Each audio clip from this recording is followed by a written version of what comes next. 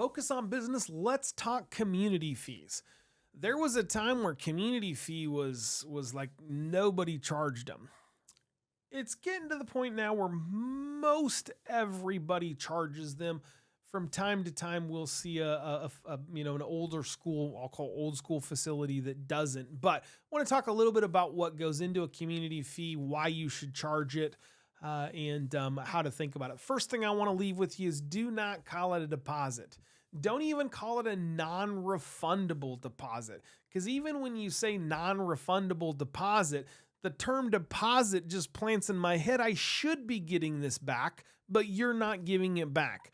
Don't use the term deposit. Just go with community fee. That's really become the standard fare, but all of your agreements, all of your marketing materials should talk about a community fee. So what is a community fee? So think about it as a move-in fee, if you will. There are certain expenses that you face that are directly a result of this individual moving in. That might be on one end. It might be some physical plant things. You might decide to paint the room. This specific resident might have a different need for furniture. You might be providing furniture, and so you can use some of that for the maintenance and upkeep of that. I much prefer to talk about it in terms of how it benefits this resident. And so when that resident moves in, you're going to do a customized care plan or service plan, as the rules like to call it.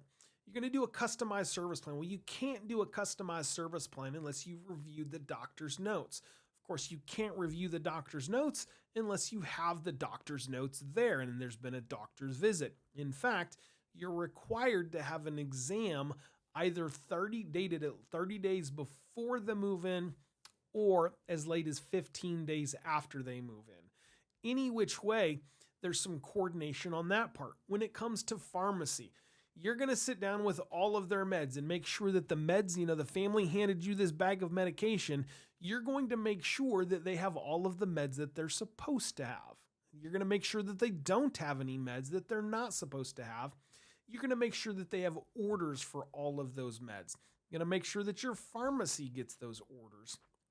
And so there is a significant amount of expense on the front end, and that leaves out if you're paying a lead source like the lead aggregators that we talked about in an earlier podcast, and or if you're paying a placement agent. So all of those are valid things that you shouldn't shy away from. The community fee really does need to reflect what those around you are. You can make the argument that, here's what we charge and here's what you get for that. And so they're going to get a different set of benefits by moving into your facility that's going to be unique to your facility. But on the community fee, that's basically the same across the board. Where most of us are charging it. Again, I would encourage you to charge it. Chances are when somebody's looking at a number of facilities, if you're not charging it, you're going to be the only one that's not. But that charge should reflect what others in the community are. I've seen them at $1,000.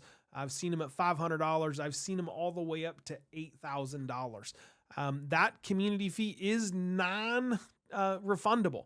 And so when I said don't use the word non-refundable, I don't care about the word non-refundable. What I care about is the word deposit. Don't call it a deposit again. It's a community fee, but that's non-refundable. To hold the room for you, you have to pay the community fee.